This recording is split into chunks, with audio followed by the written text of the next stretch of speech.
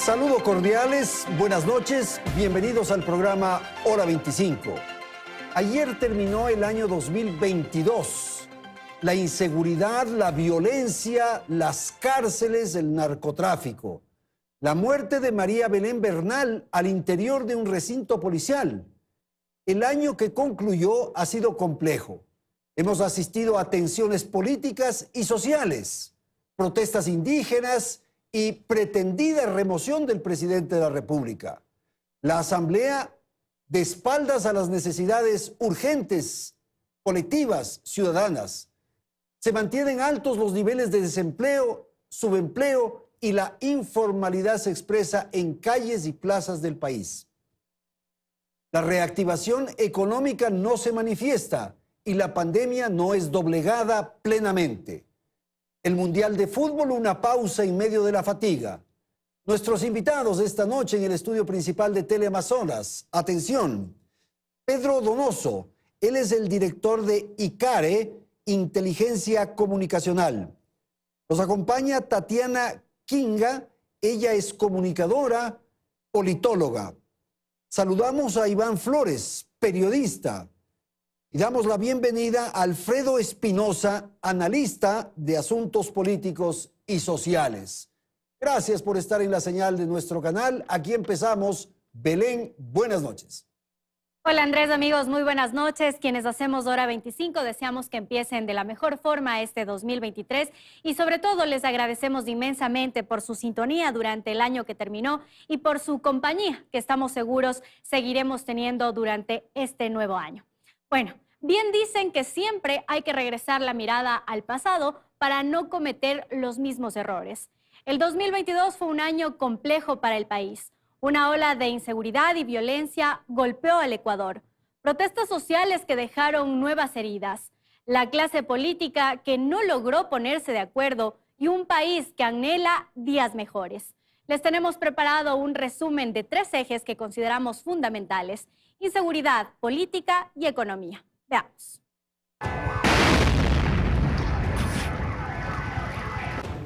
Hay un carro ahorita. Aquí en Malecón, bro, un carro, ahorita detonaron un carro, explotaron un carro, compa. Estas imágenes se convirtieron en pan de cada día en el país. Una ola de violencia azotó al Ecuador y se ensañó con ciertas provincias que se convirtieron en el epicentro del terror, provocado por organizaciones criminales cada vez más estructuradas. Están aquí arriba. Guayas, Esmeraldas y Santo Domingo fueron declaradas en emergencia y sometidas a estados de excepción ante la inminente presencia de grupos delictivos. Aquí arriba. Por primera vez el país fue víctima de ataques terroristas con coches bomba.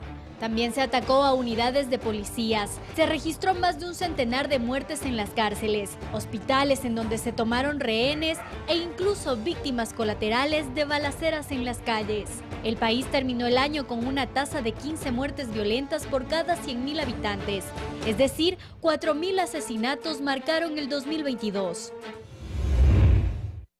El juego político que se vivió entre los poderes del Estado durante el 2022 dejó entrever en varias ocasiones intentos de desestabilización y una frágil, extremadamente frágil institucionalidad. Junio fue el punto de quiebre, un paro que duró 18 días y heridas que se volvieron a abrir tras recordar las ya violentas manifestaciones de octubre de 2019. El sector indígena y otros grupos sociales lideraron la protesta que dejó millones en pérdidas económicas y una sociedad completamente fragmentada. A eso se sumó el intento de una Asamblea Nacional, por cierto bastante cuestionada por su incapacidad, de destituir al presidente Guillermo Lasso. El año también estuvo marcado por la inestabilidad de las instituciones. La presidenta del Consejo de la Judicatura renunció a su cargo y se produjo una primera pugna para definir quién la reemplazaría. Con una acción de protección, recurso que este año se usó como comodín político, Fausto Murillo se quedó con el cargo. Sofía Almeida también fue destituida de la presidencia del Consejo de Participación Ciudadana y el actual presidente Hernán Ulloa también echó mano de esa misma figura legal. Guadalupe Llori salió de la presidencia del Legislativo por incumplimiento de funciones, aunque se aferró con uñas y dientes al cargo con varias medidas cautelares. 4 de los 7 consejeros de Participación Ciudadana fueron destituidos y censurados por la Asamblea Nacional, pero por una acción de protección regresaron a sus puestos. Nombramientos de superintendente de bancos accidentados y otros nombramientos como el de contralor cuyos concursos se quedaron paralizados. Y finalmente, un presidente sin apoyo político firme, un presidente que ha criticado fuertemente la corrupción, que ha denunciado a autoridades que pedían dinero a cambio de apoyo, ha asegurado la presencia de narcopolíticos en el país, pero que luego se echa para atrás sin continuar con sus aseveraciones. Estos fueron sin duda hechos que dejaron huella en el 2022. Se podría decir que en el aspecto económico le ha ido al menos algo mejor al Ecuador. Por segunda vez en la historia del país, se cerró un acuerdo de crédito completo con el Fondo Monetario Internacional, lo que se traduce, por ejemplo, en una reducción del elevado gasto público, un récord en la recaudación de impuestos que no se alcanzaba desde 2015. El país se endeudó menos y ordenó sus cuentas. Y finalmente, generó en 2022 el superávit más alto de América. Pero aunque la cosa pinta bien, el desempleo sigue siendo una gran preocupación. La tasa de desempleo a noviembre fue de 3,8% y aunque esa cifra es 0,6 puntos porcentuales menos que el mismo mes del 2021, la informalidad crece insosteniblemente. Cuando uno revisa los acontecimientos del año que ha concluido, uno advierte la cantidad de sucesos a los que hemos asistido. Sin embargo, hay uno en particular que queremos empezar este programa tratando y es la inseguridad. En todas las encuestas se aprecia justamente aquello, que la inseguridad es el tema central de preocupación de los ecuatorianos. Pedro, buenas noches, le escuchamos. Buenas noches con todos y todas. Gracias por la invitación. En efecto, Andrés, y no solo, digamos, el tema de la inseguridad está en las encuestas, sino el tema es qué peso tiene finalmente en esas encuestas. La última encuesta de perfiles de opinión de mediados de noviembre habla que un 59,86% de los consultados consideran la inseguridad como el principal problema. Eso es inédito en el país, ¿no? Yo hace 15 años que reviso cuantitativos y es la primera vez que una preocupación se centra tanto en un problema. Antes estaba como más repartido, digamos, ¿no? Corrupción, pobreza, etcétera. Y eso un poco se extrapola a la sensación del clima social que vivimos en el Ecuador, que creo que para mí es el medidor más importante de todos. El clima social, ¿cómo explicar eso? El pesimismo. El pesimismo, digamos, se mantuvo durante todo el 2022 en unas cifras igual, inéditas, ¿no? La última encuesta de perfiles de opinión nos dice que 9 de cada 10 ecuatorianos se sienten pesimistas del presente. Y no solo eso, que 9 de cada 10 se sienten, digamos, pesimistas del presente, pero, por ejemplo, el 80% cree que la inseguridad va a aumentar, el 67% cree que el desempleo va a aumentar, solo el 5% cree que lo político va a mejorar y solo el 6,79% cree que la economía va a mejorar. Entonces, de una u otra manera, ¿no es cierto?, estamos viendo que el 2022 se caracterizó por eso, por un año de profundo pesimismo y que se extrapola también a otros niveles, ¿no? Por ejemplo, a la baja credibilidad del Estado.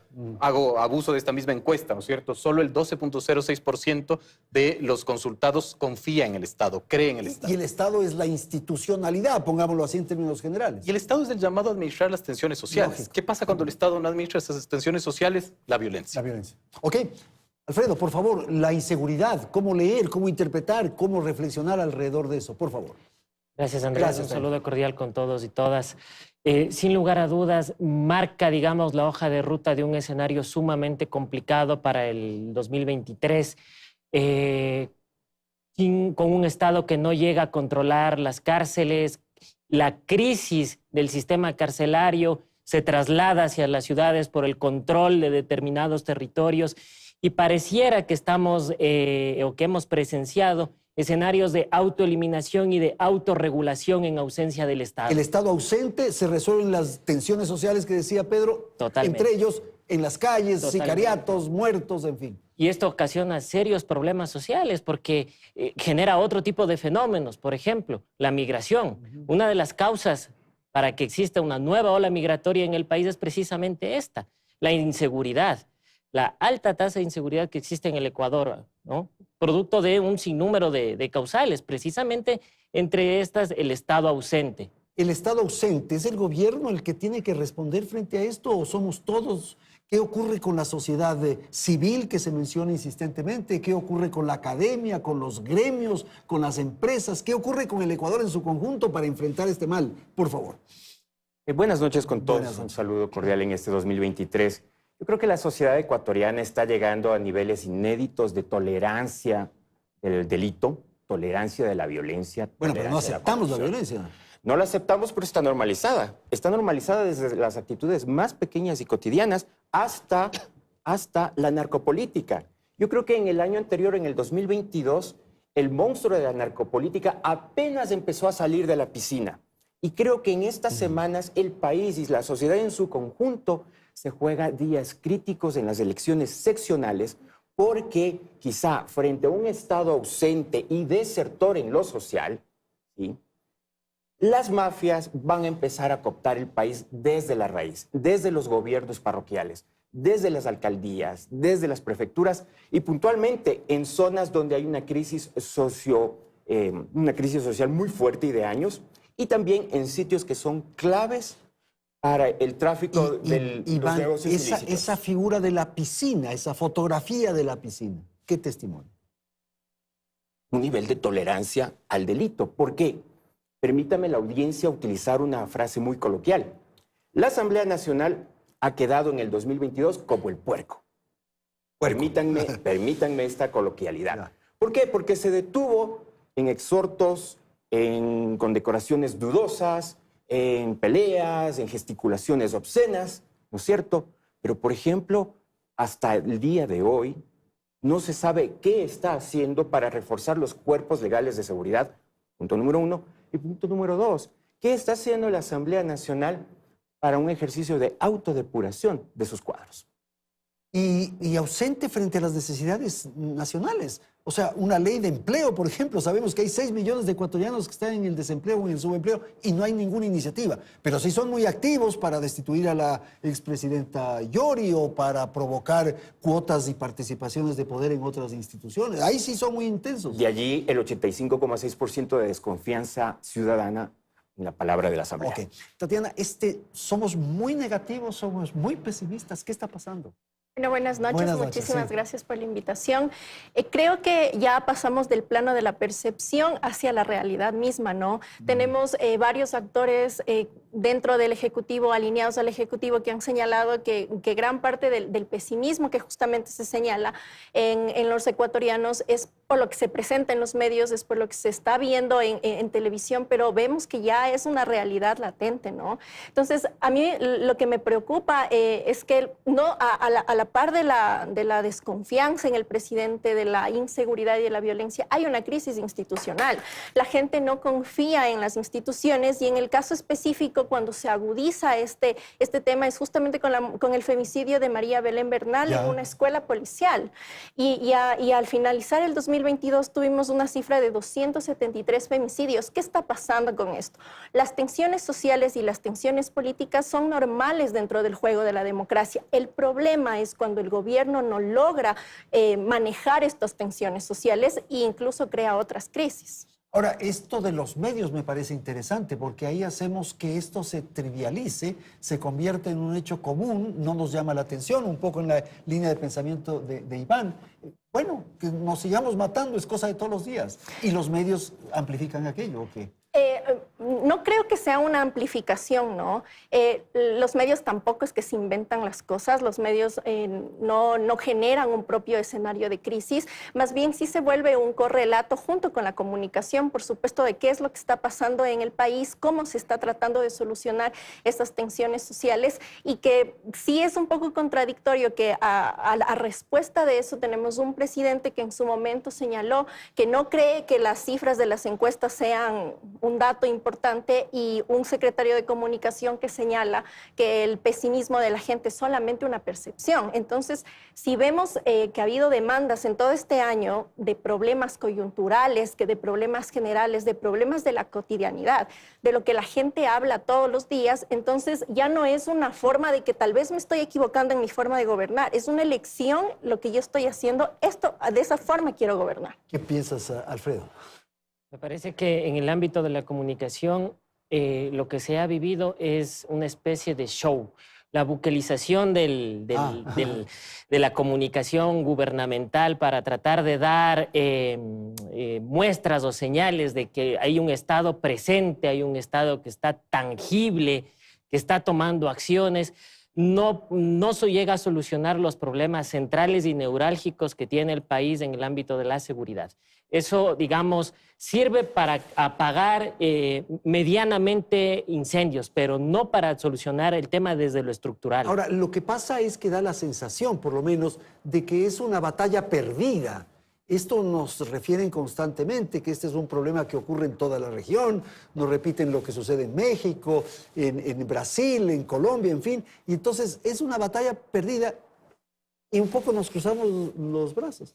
Es una batalla que hasta el momento se ve y se siente como perdida porque hay la ausencia de un acuerdo político, un acuerdo entre las élites políticas de este país. Porque mientras exista esta crisis de institucionalidad, mientras exista estos intentos de automutilación entre el Ejecutivo, el Legislativo, la judicialización de la política, lo único que tenemos es que el acuerdo es la autoeliminación, más no sacar adelante al país. Eso es verdad, Pedro. O sea, en esta causa deberíamos estar todos, un poco refiriendo lo que ocurrió en el pasado con el problema limítrofe con el Perú. Nos unimos todos para estar juntos. Aquí estamos dispersos. No veo que la academia, no veo que los sectores empresariales, los sectores sindicales se unan. Pero además, el otro tiene que darnos haciendo, el de allá acuerdo. nos tiene que resolver. Yo partiría quizás por un tema más líquido, ¿no es cierto? Que es el tema de la resignificación de los conceptos. Por ahí empezaría. Sí, yo creo que, digamos, las élites en este país, cuando yo digo élites no lo digo despectivamente, ¿verdad? Son las élites académicas, culturales, sindicales, etcétera. Tenemos que resignificar los conceptos. Es decir, ¿qué tipo de conceptos, qué Ecuador necesitamos ahora? Porque el Ecuador que necesitamos ahora no es el mismo Ecuador refundado, ¿no es cierto?, en Montecristi. Yo no le tengo miedo a la refundación, digamos, cíclica. Yo no le tengo miedo a un nuevo pacto social. Creo que es supremamente obligatorio. Pero ¿cuál es el punto? Que alguien tiene que generar ese ecosistema. Yo concuerdo totalmente. Es decir, quien ejerce, digamos, ahorita el poder, ¿no es cierto?, es el gobierno nacional y es ese gobierno el que tiene que ejercer finalmente ese ecosistema para que todos nos podamos sentar. Y esto del pacto social me parece muy interesante. Es posible, es factible. Es que si no es posible, entonces tenemos que cerrar la lámpara e irnos. Es que un poco estamos en esa circunstancia en que cada uno está protegiendo su cuota, su espacio de poder. Por eso alguien tiene que marcar la hoja de ruta. Alguien tiene que poner en blanco y negro y preguntarnos de qué color queremos que sea el Ecuador, ¿no es cierto?, este 2023. Las élites, es una buena observación, porque las élites son las que están encargadas de alguna manera de conducir, de liderar. Y ellas están viendo para adentro, viendo para sus intereses, protegiendo sus circunstancias y no pensando en el Ecuador en su conjunto. ¿Cuáles élites? La élite política, por ejemplo. Sí, es que desde el concepto mismo, Ecuador tiene clanes. ¿Sí? El Ecuador tiene grupos rentistas, en el término no solo económico, sino cultural. Entonces, un presidente de la República en este esquema de democracia representativa bien pudiera ser el gran pedagogo social que suscite. Pero el sinergias. problema es que siempre estamos pensando en que alguien nos tiene que resolver. En este caso es el presidente. Pero ¿y por qué no somos todos? La sociedad en su conjunto, un poco en la figura que planteaba Pedro del pacto social, que debería surgir desde la población, desde la sociedad civil. La ciudadanía está desmovilizada. Esto es verdad. La ciudadanía está desmovilizada primero por condicionantes políticos de más de una década. Muchos de los activistas sociales luego se convirtieron en subsecretarios, en secretarias del subsecretario del ministro de no sé qué. Luego, también hay que reconocer, vino una crisis económica muy fuerte que se arrastra desde el 2016. Luego viene la pandemia, ¿no es cierto? Entonces estamos en un modo sobrevivencia. Pero hay todavía tanques de pensamiento en la sociedad. Hay gabinetes, hay instancias sociales que nos dan las alertas. Aquí compartimos panel con varios de ellos. Y la sociedad civil, como tú bien decías, Andrés, es la que prende la luz en una cueva de caníbales políticos. Yo creo, y quiero regresar a la imagen del presidente, porque es el presidente de la República. Yo creo que el presidente de la República en este 2023 tiene que, casi como tarea, poner a sus ministros en el territorio, ¿sí? Dinamizar una inversión social, porque si nosotros pensamos en la inseguridad como el gran problema que arrastramos desde el 2022, eso no se va a detener con más fusiles, con más tanques de guerra, con más drones. No, yo creo que eso es una parte, pero necesitamos una articulación con los gobiernos locales, porque en muchos temas, especialmente en seguridad, han pasado de agache, señoras alcaldesas, señores alcaldes. Ok, Iván, vamos a hacer una pausa, tenemos que atender la publicidad. Enseguida retornamos. Seguimos con más. Como ya se mencionaba en el bloque anterior, el país tiene la oportunidad de corregir varios errores que se cometieron en el 2022 y muchos desafíos que se deben cumplir este año. Este año justamente será altamente político. Empezaremos con unas elecciones seccionales en donde el ciudadano tiene gran responsabilidad para elegir a representantes honestos y capaces. Además, tendremos una consulta popular que, además de buscar solucionar algunos problemas, servirá como termómetro del presidente Lasso y su gobierno. También hay otros retos, como la salud, el empleo, la educación. Veamos algunas perspectivas para el 2023.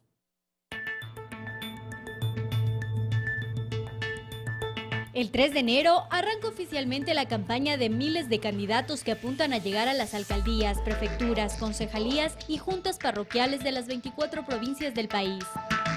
Así también el Consejo de Participación Ciudadana deberá ser renovado con los postulantes elegidos y el gobierno cosechará los apoyos o negativas de la consulta popular. En febrero habrá entonces dos grandes desafíos.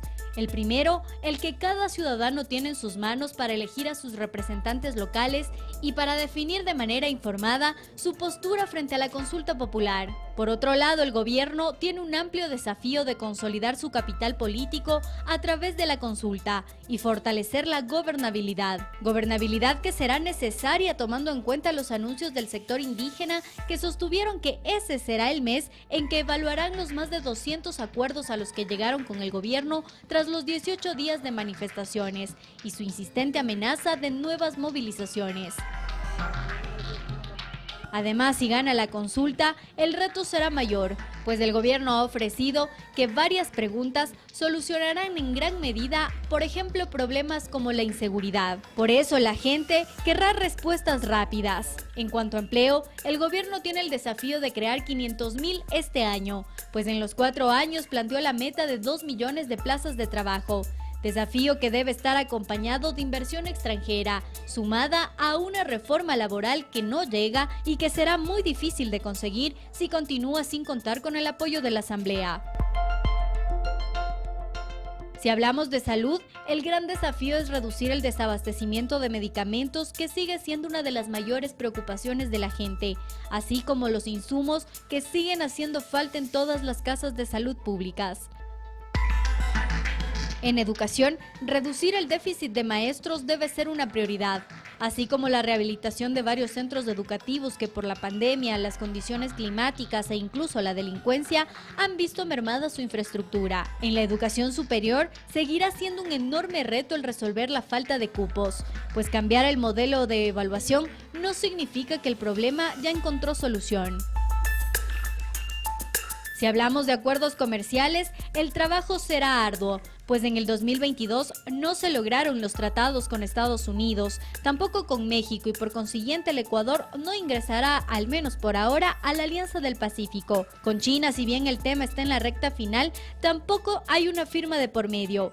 El único acuerdo que se logró fue con Costa Rica, pero según el gobierno, hasta fin del mandato deberían ser al menos 10 los acuerdos firmados. No obstante, el camino se ha tornado complejo. La justicia también tiene un gran desafío, el de intentar despolitizarse y sobre todo cumplir con su misión, hacer justicia. Y finalmente el gobierno tiene un gran desafío, alcanzar alianzas políticas que le permitan llegar al 2024 sin entrar cada mes a terapia intensiva. Claro, el desafío es del gobierno, de las instituciones, en fin, ya hemos conocido en este reportaje de Belén lo que nos impulsa, lo que nos lleva a este año que se ha iniciado. ¿Por dónde empezar, Tatiana? ¿Quiénes podrían ser los promotores, los impulsores de estas transformaciones? A ver, parte de la ruptura de este tejido social y en este juego de tensiones democráticas no se puede decir que solamente un sector tiene la responsabilidad, no solamente de lo que está pasando, sino también de las posibles soluciones que se pueden plantear. En este sentido, es un grave problema que gran parte de la sociedad, en este caso, no sienta ese sentido de representación que debería de algún modo de estar ligado a los partidos políticos, a las organizaciones políticas. Lastimosamente, el Estado ecuatoriano confluye y actúa en un sistema político muy desgastado, en un sistema de partidos fragmentado, desinstitucionalizado. Y el problema ahí radica también en que los partidos políticos, las organizaciones políticas, desde su génesis, desde su origen, desde cómo funcionan internamente, tienen un grave conflicto. Entonces no pueden dirigir ni ellos mismos, no pueden dirigir a la ciudadanía, pero la ciudadanía sí tiene la oportunidad, no solamente política y social, sino también constitucional, de Ahora, poder es que organizarse. la ciudadanía somos todos y no es nadie, o sea, es Pero, por dispersa. ejemplo, en el Ecuador tenemos gremios, Ellos tenemos sí, universidades, eso sí. que no es que no tengan un espacio de voz, sino también que no logran esta articulación para poder ser un fuerte elemento de presión política y presión social que sigue siendo necesario para hacer ese cambio. La representación que ha dicho Tatiana me parece fundamental. Y de ahí los liderazgos, las élites, los partidos políticos, Pedro. Es ahí donde se hacen los laboratorios para diseñar planes, programas, senderos por donde transitar, por favor. En el Ecuador nada está en su lugar, digamos. Eh. Y eso es un problema, pero, ¿no es cierto?, es un problema que tiene fecha de caducidad, porque va a encontrar su cauce, ¿no? Algún rato. El algún rato, y la gran pregunta es cuál es el tipo de cauce. Entonces, yo veo, digamos, quizás para hacer un análisis más de comportamientos, creo que el gran germen, digamos, que representa un problema en el Ecuador es este populismo antipolítica, ¿no? ¿Cuál populismo antipolítica? Que todo el mundo, digamos, le da asco a la política y eso involucra que yo, gremio, no me quiero manchar de política, yo, academia, no me quiero manchar en la política, yo, sindicato, no me quiero manchar en la política, ¿no? Entonces, sí creo que de una u otra manera tenemos que empezar a desmitificar ese populismo antipolítica y señalar con el dedo a los políticos Pero es que no se asumen Pero como los políticos. que están en esas condiciones no dan ninguna demostración, ninguna Totalmente de señal. acuerdo, porque a la larga- Entonces, ¿quién se va a meter en la política? Si nosotros hacemos un diagnóstico, ¿no es cierto? El Ecuador es este país tragicómico en donde los partidos, digamos, no tienen candidatos, los candidatos no tienen partidos y los partidos y candidatos sin ideología, digamos. Porque también hay que poner sobre la mesa el tema de la ideología, Seguro. ¿no es cierto? Que es fundamental. Y el populismo antipolítica te da eso, ¿no? Yo no soy político, vote por mí, yo no tengo ideología, sino que voy a hacer, digamos, lo que bien pueda. Entonces, creo que ahí está un poco el meollo del asunto. Ok, Alfredo. La situación es totalmente crítica. Tienes 278 organizaciones políticas que en su gran mayoría no se llegan ni a representar a sí mismos, peor a la ciudadanía. Con un espectro sumamente amplio de candidatos, más aún en un proceso electoral tan complejo como el que se está desarrollando, como el que se avecina, y en donde vas a seguir acumulando un sinnúmero de propuestas, de ofertas que no van a llegar a confluir en temas reales. Sobre la base de eso vas a tener como la gran plataforma de campaña la consulta popular. Todo el mundo va a querer opinar sobre esto, en bien o en mal, con conocimiento de causa o de la manera más ágil y alevosa posible. Entonces, esto va a generar confusión a la ciudadanía, va a generar, digamos, un espacio de alta conflictividad también. Y en el marco de todo esto, lo que todos los ecuatorianos nos venimos preguntando desde hace mucho tiempo, ¿cuáles? ¿Quiénes son los candidatos? Las personas llamadas a Pero resolver hay esto. que resolver lo de los partidos políticos. Yo creo que ahí está el origen. Pero si se resuelve de los partidos. Ahora, el problema es, ¿quién tiene que resolver? Son los mismos políticos. Los Entonces, mismos no políticos. avanzamos. Los mismos políticos. Los mismos políticos tienen que cambiar esto. Porque mira, hay que racionalizar la política, hay que racionalizar la participación. Si seguimos pensando que el derecho a la participación es una especie de llave abierta para que cualquiera ingrese sin ningún mérito y que llegue al Estado a hacer cualquier tipo de ley o a llevar los recursos del erario nacional, estamos completamente errados. Hay que cerrar la Lanford, como dijo Pedro. Claro. Ya, Iván, por favor, efectivamente es así. lo de los partidos, quisiera detenerme un minuto en eso. Yo hago una apelación directa a las juventudes de los partidos políticos. Creo que ahí puede haber un semillero de exigibilidad a los caciques que creen que los partidos son sus empresas, sus haciendas y demás. Yo creo que desde allí puede haber un proceso de transformación, de recambio generacional, para que justamente tengamos las reglas de juego claras. Y a través de legislación se intentó algún rato un régimen de partidos, por ejemplo. Lastimosamente, Andrés, la misma ley, las mismas normas electorales te inducen a la trampa de alimentar empresas proselitistas, ni siquiera espacios políticos, sino empresas proselitistas. Entonces, por ejemplo, ahora que vamos a ver un proceso de consulta popular, ahí puede haber una alternativa de debate nacional para que justamente empecemos a ver los partidos. Yo, desde mi optimismo, desde mi ingenuo optimismo, siempre veré al partido político como un tanque de pensamiento. Es que así tiene como que un ser. laboratorio de ideas. Ese es el concepto. Y no como el casillero que puedo prestar al mafioso, al narcotraficante, al Y testaferro. en el mejor al de los piramidista. casos prestar, porque en otros casos es alquilar, beneficiarse económicamente. Ese es un gran riesgo. Todos nos acordamos lo que ocurrió con los partidos que se registraron con firmas compradas o falsas. No sé, pensemos en los candidatos que ahora mismo están. Ni sabemos a qué partido pertenecen ni a qué agrupación. Pero bueno, esto tendrá que resolverse. Consulta popular, Pedro, me parece que es interesante eso, porque es un desafío que está apenas a un mes y un par de días más. Digamos ahí, sí, el análisis es de forma y fondo, ¿no es cierto? Creo que, y además de ahí viene como esta responsabilidad política del gobierno, ¿no? Creo que apostar a una consulta popular en este proceso electoral es muy complejo, es muy riesgoso, es poner un proceso electoral sobre otro proceso electoral, ¿no? Bien decía Alfredo, ¿no es cierto? La tarima de las seccionales se va a construir bajo el sí y el no, y la tarima del sí y el no se va a construir en la tarima de las seccionales, es decir, vamos a tener candidatos a las seccionales hablando del sí y no, y eso no provoca un debate real, y yo creo que es una oportunidad, digamos, absolutamente perdida. Si uno ve, por ejemplo, la campaña que está haciendo, no sé si el gobierno o alguien en redes sociales, eso es populismo antipolítica, porque te está diciendo, reduzcamos el número de asambleístas porque les pagamos un montón.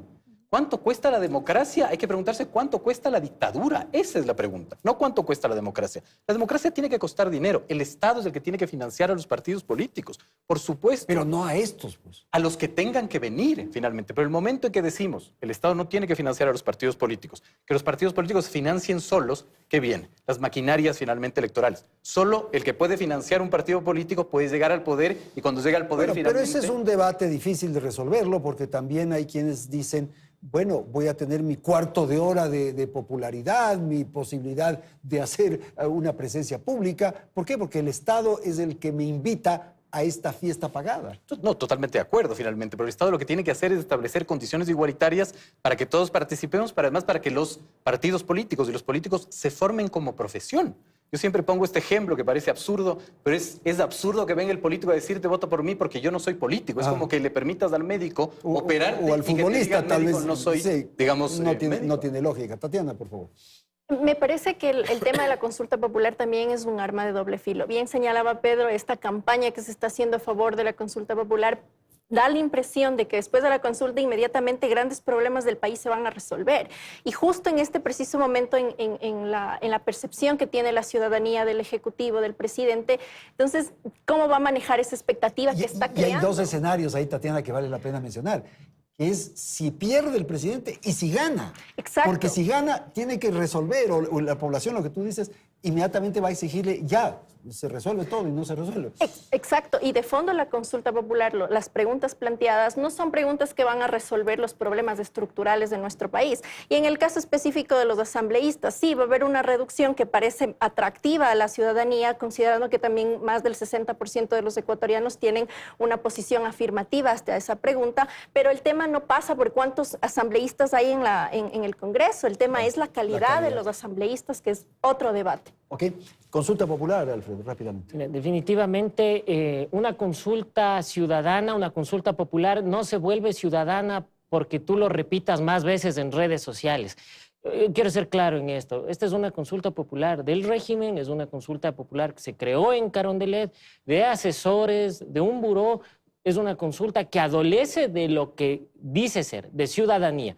Para esto se requiere, digamos, un espacio de diálogo mucho más profundo con distintos sectores de la sociedad civil. Creo que ese es uno de los principales errores. Y la irresponsabilidad, lo que mencionaba Pedro, lanzarle en un escenario electoral, tratando de poner en blanco y negro asamblea versus ejecutivo. Todos los que están en contra de esto son narcopolíticos, delincuentes, y los otros son ciudadanos probos. O sea, me parece que jugar a este claro oscuro no es dable. Ahora, podemos estar llegando, Iván, a una circunstancia en que todo nos parece mal, todo está mal, un pesimismo nacional, un poco lo que les escucho a todos ustedes. O sea, tenemos un comportamiento cultural, si cabe, frente a los desafíos nacionales. Nos alegramos con música triste, como Bueno, decía. pero hay cosas buenas. Volviendo a la... O sea, hay una serie de actividades, de emprendimientos, de actitudes silenciosas, anónimas, que están ahí, que están... Saliéndome un poco de tu última Sí. pregunta, porque mis colegas lo han abordado adecuadamente, y pensando en el optimismo. Creo que este 2023 el gobierno pudiera convertir la lucha contra la pobreza y la desnutrición crónica infantil en una gran locomotora social que articule encadenamientos productivos, que articule una adecuada relación con los gobiernos seccionales, que le vuelva a dar al país y a su sociedad un hecho inspirador, un hecho motivacional frente a dramas tan altos, porque, a ver, el Banco Mundial nos recuerda que el 33% de los ecuatorianos viven bajo la línea de pobreza. Y, ojo, una primicia para la caravana de candidatos a la alcaldía de Quito. En sectores como Guamaní, como Chillogallo, Quitumbe, la ecuatoriana, el 28% de los niños menores de 5 años tienen desnutrición crónica infantil. Entonces, esos hechos que pudieran ser, como dije, una locomotora que articule sinergias, están fuera de la discusión. Y claro, volvemos a este juego de personalismos en el cual, como decía Pedro, esta consulta no tendría que ser visto como un ejercicio plebiscitario del presidente. Sin embargo, es el propio gobierno quien está trabajando en esa línea. Bueno, esto de provocar una ilusión nacional, un sueño de los ecuatorianos, los desafíos. Yo recuerdo que el presidente anunció con mucho entusiasmo la posibilidad de una autopista Quito-Guayaquil. Este era un gran anuncio, esta era una gran iniciativa. Qué bueno provocar una cosa de esas. Pero se diluye, se dispersa, ¿no? Es que se diluye y se dispersa porque el gobierno no tiene la capacidad de administrar la expectativa. El 2021, expectativa. ¿cómo fue el 2021? El 2021, ¿no es cierto? Por ejemplo, cito cifras de Sedatus. A abril, el pesimismo llegaba a los mismos niveles que estamos viviendo ahora, ¿no es cierto? Llegó Guillermo Lasso y en agosto lo bajó, no sé si consciente o inconscientemente, a 4 de cada 10. Es decir, hubo de una u otra manera una movilización social de expectativa que bajó el pesimismo, ¿verdad? ¿Qué es lo que sucedió? Digamos que el gobierno no sabe administrar expectativa. Genera muchas expectativas que después, ¿no es cierto?, se da cuenta que no tiene control. Porque tú puedes gobernar lo que tienes control. Hace 2 meses el presidente Guillermo Lasso anunció el fin de la pandemia en el Ecuador, ¿no es cierto? Y hoy tenemos que volvernos a poner mascarillas con toda razón, ¿verdad? Se anunció el retiro de la visa Schengen como un gran logro, pues eso no se va a dar. El TLC con México. Lo que quiero decir, ¿no es cierto?, es que el Ejecutivo no entiende que en el país sobran causas, pero faltan procesos. O sea, un poco lo que decía Iván, ¿no es cierto? La causa contra la inseguridad es una causa que debería convocarnos a todos. La pregunta es quién es el convocante, porque necesitamos un convocante, un poco lo que usted decía, Andrés, ¿no es cierto? No, pero podría ser la iglesia, podría ser la academia, o sea, pero también nos falta a nosotros un poco de Totalmente de acuerdo. Eso, ¿no? De que las élites finalmente juegan a su propio juego, ¿verdad? Pero de una u otra manera, claro, la convocatoria tiene que estar ligada a un tema de legitimidad. ¿Quién tiene legitimidad en el Ecuador? Pues ahí está, digamos, el desmoronamiento institucional, social e incluso la misma identidad ecuatoriana. Yo siempre digo esto, es decir, ¿cuál es la identidad ecuatoriana? ¿Qué resume la identidad ecuatoriana? A mí, ¿qué me, digamos, me identifica con un afroecuatoriano de Esmeraldas, con un habitante de Pastaza? Muy poco, ¿no? Por ahí hay que trabajar. Y esa es la resignificación de los conceptos, algo un poco más líquido y más inmaterial, digamos. Ok, Tatiana, por favor. Me parece que a lo que señala Pedro también es cómo construir identidad si el gobierno mismo carece de identidad. Y eso ha sido una constante desde que inició, ¿no? Desde la campaña política. Recordemos que tenemos un presidente que no es la primera vez que participa en una campaña para elecciones presidenciales, es la tercera vez. Y en sus peores resultados, electoralmente hablando, fue que logró la presidencia. Entonces, sí me parece que es un tema de que el gobierno del encuentro aún no termina de consolidar el encuentro. Hay una desconexión que tiene totalmente con la agenda de la ciudadanía, a la agenda de lo que está hablando la clase política. Pero a mí me parece que siempre esperamos que alguien nos resuelva el problema. El que nos tiene que resolver es el gobierno. Y yo creo que eso ya entendió el país. Entonces, hay un Ecuador que ya desarrolla, produce, vive, sin necesidad de ver al gobierno. Es ese Ecuador que está ahí, silencioso, anónimo, al que yo me refería hace unos instantes. Ese está ahí trabajando, está produciendo, está levantándose de madrugada para sus sembríos, para sus actividades rurales. Ese es el Ecuador. Sí, y justamente esa actitud se han normalizado dentro de las generaciones que siguen pasando lo político, lo social. Pero si nosotros recordamos lo que pasó en junio con las movilizaciones, ahí también hay otro gran problema porque es la posición que tiene el presidente frente a la acción que tiene el presidente frente a la oposición. ¿Cómo gestiona la oposición? ¿Cómo gestiona su accionar? No solamente con estos sectores opositores, sino también con los sectores que en alguna u otra forma apoyan al presidente y que no logra articular esta conexión que necesita, este liderazgo que necesita y este soporte que necesita el presidente. Ok, tengo que ir a una pausa, voy a ir a la publicidad. Enseguida retornamos con el tercer segmento de Hora 25. Bien, estamos ya por concluir el programa, tenemos esta parte final y quisiera darle la palabra a Alfredo para un poco pensar en lo que va a ocurrir en este 2023, este año que ha iniciado. Hemos sido bastante pesimistas en torno a lo que está ocurriendo, lo que ocurrió el año anterior, pero este año va a ser complicado, sí me parece eso.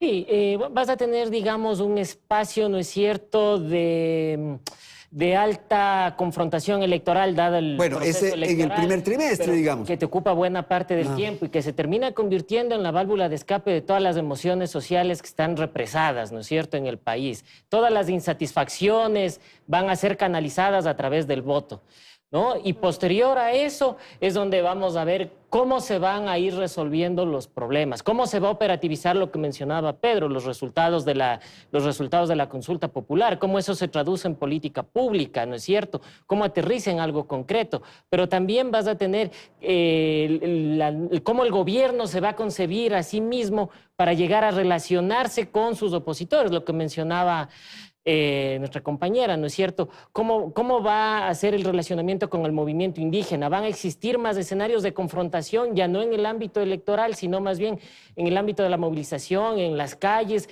O sea, es un tema que está ahí pendiente. Claro, ¿no? Pedro, y tal vez ahí es preciso hacer una proclama, un llamado. El gobierno podría abrir un poco sus espacios de gestión. La idea esta que se planteó, que es un cogobierno, ¿hay espacio para eso?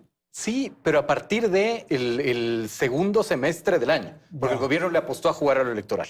Ya. De una u otra manera, digamos, yo creo que el 2023 no va a empezar en enero, va a empezar en abril, marzo, mayo, ¿no? Cuando se sepa finalmente cuáles son los resultados del proceso electoral. Y eso complejiza mucho, ¿no es cierto? ¿Por qué complejiza? Porque si bien vamos a tener, yo concuerdo totalmente, ¿no es cierto? Vamos a tener una válvula de escape que alivianar las tensiones llamado proceso electoral, ¿no es cierto? Pero después hay que administrar los resultados de ese proceso electoral. El gobierno nacional tiene que administrar o la derrota, ¿no es cierto?, de la consulta popular o la victoria de la consulta popular, que me parece mucho más difícil de administrar. Pero, por ejemplo, abrir el gabinete para otras fuerzas políticas. Digamos, no sé si ese suma mucho o no, ¿no es cierto? Porque el problema es que el Ecuador, ¿no es cierto?, tiene 5 funciones del Estado, 4 están en crisis y 4 en crisis de interfunciones. No sé si poner a un ministro de Energía de otro movimiento va a aliviar las tensiones cuando tiene las tensiones desde la formalidad y desde la informalidad. Entonces, ahí viene un poco el gran debate, ¿no? Bueno, pero eso hacen otros países. En España, por Sí, de ejemplo, acuerdo. Pero yo se diría- comparte el gobierno y eso baja las Pero tensiones. yo me iría más que rellenar el gabinete, procesar un nuevo llamado a un nuevo pacto social, a cómo queremos vernos finalmente, en donde involucre, ¿no es cierto?, academias, sindicatos, actores culturales, políticos, sociales, es decir, un poco identificar la causa, ¿no es cierto?, porque causas sobran, e identificar el proceso. El diálogo no puede ser únicamente con el movimiento indígena, por ejemplo. El diálogo debe ser la primera política pública de este país, con cronograma, con metodología, con resultados. Ese finalmente es el llamado. ¿Qué hacer? ¿Cómo enfrentar este año que se ha iniciado? Bueno, yo creo que es un tema, es un engranaje que no solamente tiene que ver con el tema político, ¿no? No solamente tiene que ver con las tensiones en legislativo, que por supuesto que uno de los grandes retos después de tratar de disminuir la inseguridad, que es el problema máximo que tiene el país, es poder buscar al menos una entrada de diálogo con los legisladores, y no solamente para el año 2023, sino para todo el tiempo que le resta al presidente de la República, y justamente pensando en que él señalaba hace pocos días que pensaba en una reelección ¿Tú crees que hay que trabajar con el legislativo? Es necesario trabajar con el legislativo, no es una opción. Dentro del juego de la democracia, el tema de pesos y contrapesos es fundamental y el presidente no puede gobernar sin una legislatura. Bueno, pero así como reclamamos al presidente, también deberíamos reclamar a la Asamblea. Sí, por supuesto. Lastimosamente, el tema de la Asamblea no es algo nuevo, no es una novedad lo que vemos en el 2023, más bien es un cúmulo de acciones que se han ido dando de la mala gestión pública, de la calidad de los candidatos que nosotros también, y que por supuesto tiene mucho que ver con partidos políticos, con ciudadanía, cómo elegimos, cómo votamos, a quiénes ponemos en esos cargos de elección popular. Pero sí me parece que el tema también es un poquito más de darle fuerza a la política pública, no solamente al tema de policías y militares dentro de las calles para mermar la inseguridad, sino también ir por lo social. Entonces, no solamente es un engranaje político, sino también social el que debe hacer el presidente. Iván, por favor. Andrés, con el debido respeto al cargo y sin detenerme en nombres, creo que el Ejecutivo merece otro secretario de la Administración que vaya marcando los tiempos de la función ejecutiva. En el 2022 tuvimos hasta mediados de año bajísimos niveles de ejecución presupuestaria en áreas que para mí eran muy sensibles desde lo social. La Secretaría de Pueblos y Nacionalidades Indígenas en el primer semestre del 2022 había ejecutado el 10% de su presupuesto. Y más allá de las cifras, eso quiere decir que el gobierno no está en los la territorios. gestión es malísima, sin duda. Entonces hay que acelerar la gestión con hechos que nos vuelvan a enamorar como sociedad. Y dos, esto puede sonar a lirismo, pero necesitamos procesos de economía cooperativa y social para los jóvenes. No se puede competir con las economías de escala del narcotráfico si es que el Estado sigue ausente de los jóvenes, Andrés. No podemos seguir llenando las cárceles, ahora que veo que de una manera populista quieren retirar la denominada tabla mínima de consumo. No se puede seguir llenando las cárceles de jóvenes que tienen problemas y consumos conflictivos de drogas. No puedes combatir el microtráfico cuando, y no quiero normalizar esto, cuando el microtráfico en lugares marginales de Portoviejo, Quevedo, Durán, Babahoyo, Quito, es la única fuente de ingresos para ciertos jóvenes. Claro, y si no resolvemos o si no empezamos a resolver los problemas, esto vamos a seguir dando vueltas en esa rueda de... Por ejemplo, la justicia, Pedro, requiere algo, no sé, pero requiere... O sea, no es posible estas acciones de protección. Y la justicia en disputa, digamos. Disputa. Como el Consejo de Protección en disputa, Claro. como, digamos, la legislatura en disputa, como la minería y petróleo en disputa, es decir, todo en disputa, ¿no es cierto? Y claro, yo creo que sí hay que ordenar en procesos los temas. Exacto. Porque No podemos resolver todo, pero empecemos.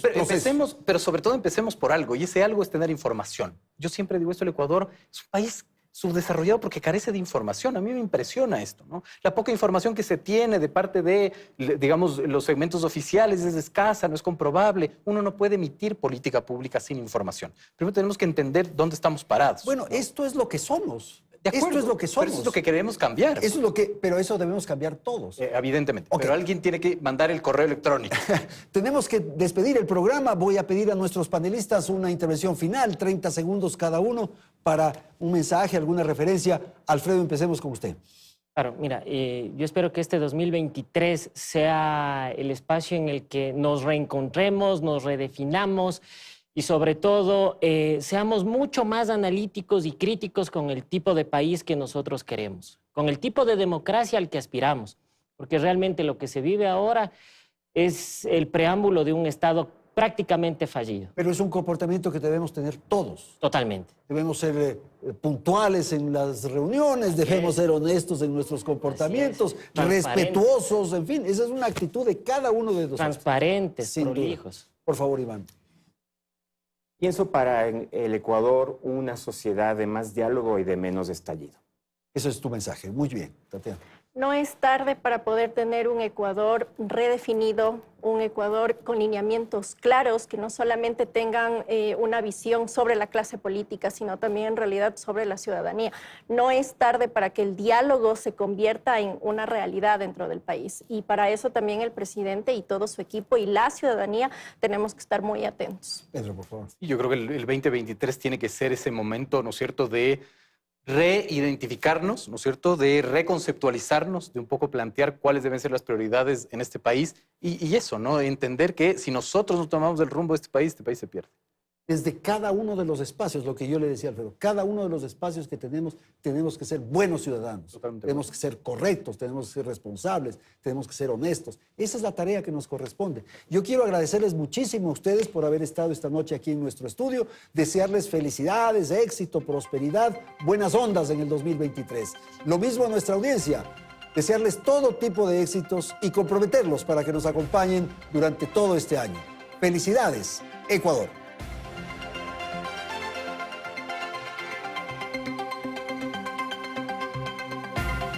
Teleamazonas presentó Hora 25 con el auspicio de